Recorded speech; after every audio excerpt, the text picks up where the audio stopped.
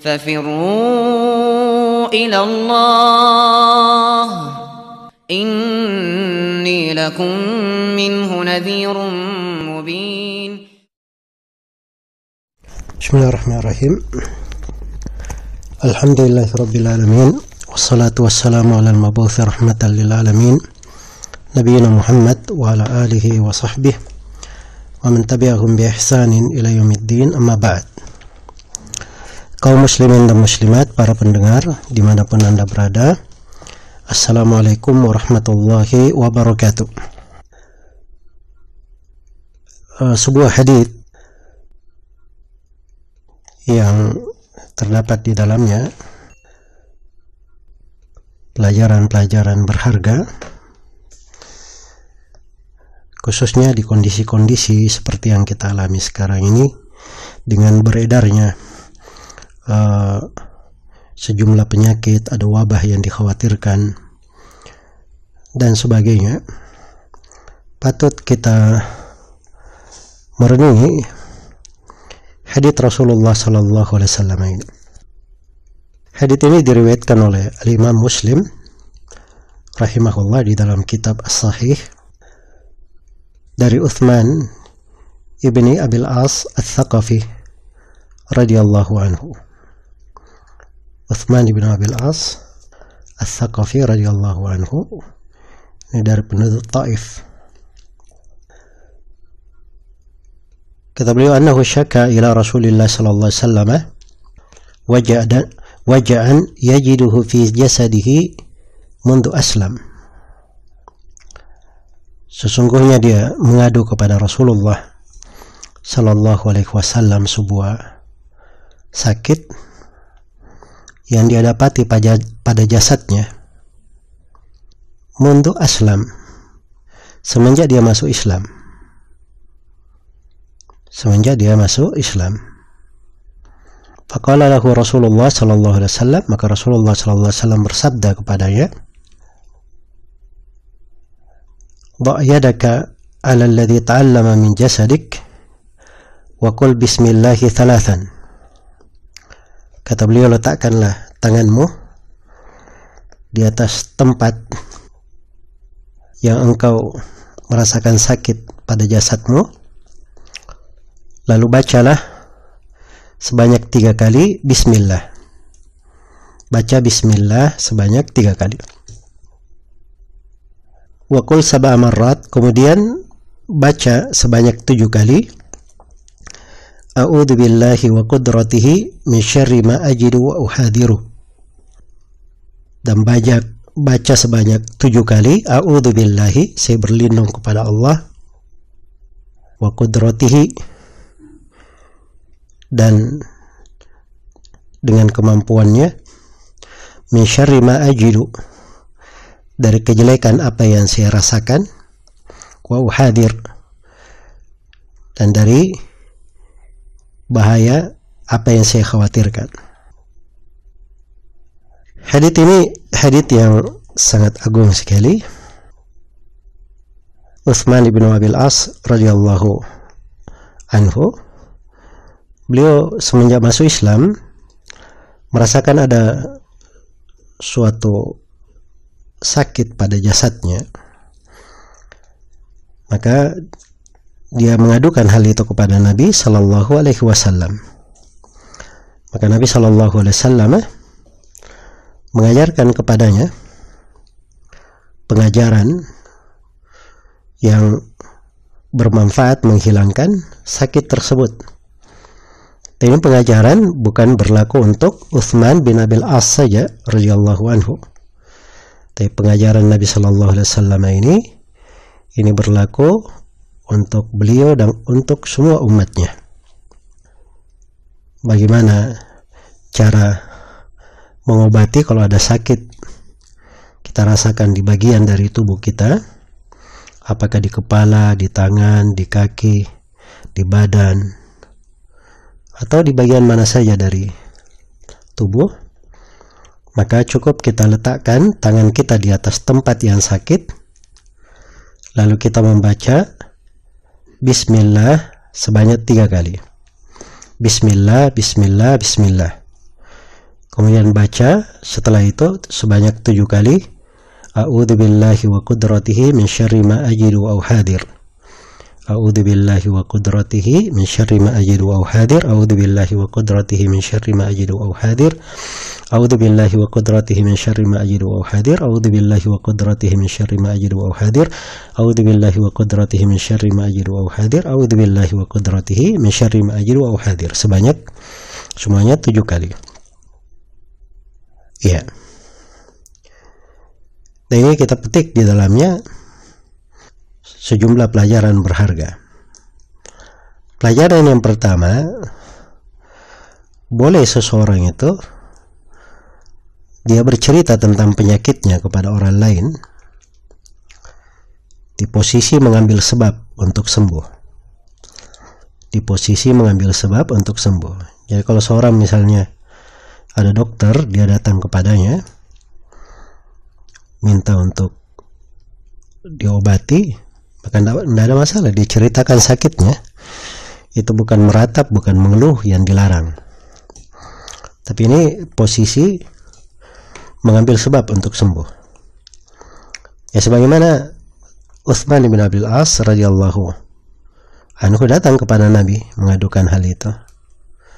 Ya. Dan dimaklumi bahwa Rasulullah sallallahu alaihi wasallam di sisi beliau terdapat kebaikan yang sangat banyak yang Allah bukakan untuk beliau. Iya. Dan para sahabat bertanya kepada Nabi sallallahu alaihi wasallam tentang urusan agama dan urusan dunia. Dan Nabi sallallahu alaihi wasallam apabila mengetahui sesuatu, maka beliau tidak akan menyembunyikannya dari umatnya. Iya. Kemudian di dalam hadits ini terdapat bahwa Nabi itu tidak mengobatinya dengan tangannya sendiri atau dengan bacaan beliau sendiri, tapi Nabi mengajarkan kepada Utsman bin Affan pengobatan yang dia lakukan untuk dirinya sendiri. Ini namanya meruqyah diri sendiri. Karena seorang itu apabila dia meruqyah dirinya sendiri, itu lebih sempurna dari sudut keimanan dan ketakwaannya, dan lebih sempurna dari sudut tawakalnya kepada Allah Subhanahu wa ta'ala. Jadi dia tidak bersandar kepada makhluk, tapi bersandar penuh kepada Allah Subhanahu wa ta'ala. Iya. Dan terdapat di dalam hadits ini juga celaan pada sebagian orang di masa sekarang ini, terlalu berlebihan. Kalau ada orang dia lihat salih misalnya, dia lihat baik, datang kepadanya, terus seakan-akan orang ini bacaannya yang bisa menyembuhkan berbeda dengan bacaan dia dan sebagainya. Ini adalah hal-hal yang dibahas di pembahasan kesempurnaan tauhid. Ya. Dan seorang itu dari kesempurnaan tauhidnya, dia meruqyah dirinya sendiri, tidak meminta orang lain untuk meruqyahnya, membacai dirinya atau menjampi-jampi atau mengucapkan wirid dan dzikir ruqyah terhadap dirinya, tetapi dia melakukan hal itu pada dirinya sendiri. Itu yang lebih sempurnanya. Nah, itu yang diajarkan oleh Nabi sallallahu alaihi wasallam di sini kepada sahabat Utsman bin Abil As Ats-Tsaqafi radhiyallahu anhu. Ya, Nabi sallallahu alaihi wasallam mengajari Utsman bin Abil As bagaimana cara mengobati dirinya sendiri. Yaitu dengan meletakkan tangannya di atas tempat yang sakit, lalu membaca bismillah sebanyak 3 kali, dan membaca a'udzubillahi wa qudratihi min syarri ma ajidu aw hadir sebanyak 7 kali. Iya.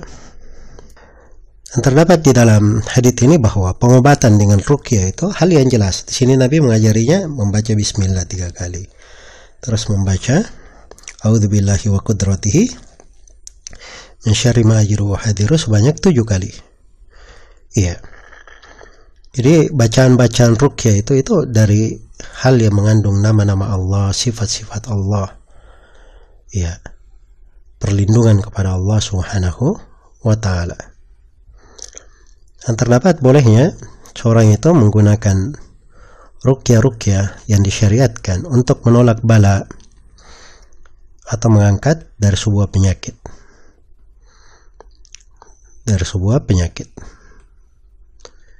Ya, dan terdapat di dalam hadis ini bahwa kadang di dalam mengobati suatu sakit, apakah itu memar, bekas gigitan binatang buas, atau hal yang nyeri di badan, di tulang, itu dengan ruqyah, itu dari bentuk pengobatan yang sangat kuat.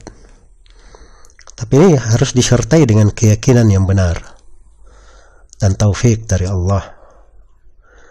Karena itu ada kepala suku yang pernah tersengat kalajengking, maka oleh seorang sahabat cuma diruqyah dengan dibacakan surah Al-Fatihah, sembuh.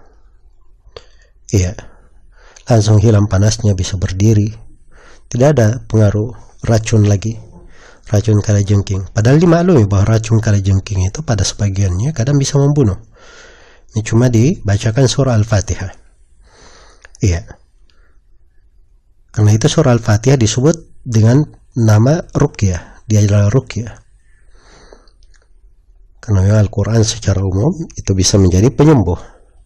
Wa nunazzilu minal Qur'ani ma huwa shifaa'un wa rahmatul lil mu'minin. Kami turunkan dari Al-Quran apa yang merupakan penyembuh dan rahmat untuk orang-orang yang beriman. Iya. Dan terdapat bolehnya seorang itu berlindung dari bala, dari suatu sakit, dari wabah. Di sini perlindungannya a'udzubillahi wa qudratihi, saya berlindung kepada Allah dan kepada kemampuannya dari kejelekan apa yang saya rasakan dan apa yang saya khawatirkan. Yang saya rasakan itu sesuatu yang sudah menimpanya, yang dikhawatirkan bahaya yang dia khawatirkan, jadi berlindung. Iya. Dan terdapat di dalam hadits ini juga bahwa pengobatan itu boleh dari dua hal, dari hal yang sudah menimpa, sudah dia alami, sudah dirasakan. Dan yang kedua, boleh dia berlindung dari hal yang belum menimpanya, tapi dia khawatir akan menimpanya, takut menjangkitinya. Itu dua-duanya dibolehkan. Dan ini membaca bismillah itu bersandar penuh kepada Allah dan berlindung kepada Allah, itu berartinya dia berpegang kepada Allah Subhanahu wa ta'ala. Itu dua pokok keselamatan, untuk seorang hamba dari segala bahaya. Dan ini merenungi, dibaca bismillah 3 kali, ini luar biasa ya. Memang segala sesuatu yang disebut nama Allah itu, apa saja sesuatu itu, kalau dia suatu perlindungan, maka akan menjadi sangat besar sekali. Kalau dia menyebut nama Allah untuk menghindari kejelekan, maka akan sirna kejelekan itu. Iya. Sebagaimana kalau dia berlindung kepada Allah dan kemampuan Allah, maka siapa yang masuk di dalam penjagaan Allah, tidak ada yang bisa membahayakannya.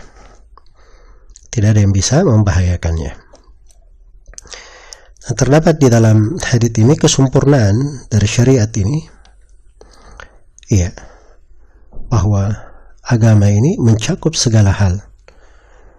Di dalam kebaikan yang diberikan dari agama ini, ada kebaikan yang terkait dengan agama, ada yang terkait dengan dunia, ada yang terkait dengan hati, terkait dengan ruh, ada yang terkait dengan badan, ada yang terkait dengan nyawa. Ya, berbagai kebaikan ada di dalam agama kita. Semoga Allah Subhanahu wa ta'ala memberi taufik kepada kita semua dan menjadikan dzikir ini sebagai kalimat-kalimat yang bermanfaat untuk kita semua dalam kehidupan. Wallahu ta'ala alam.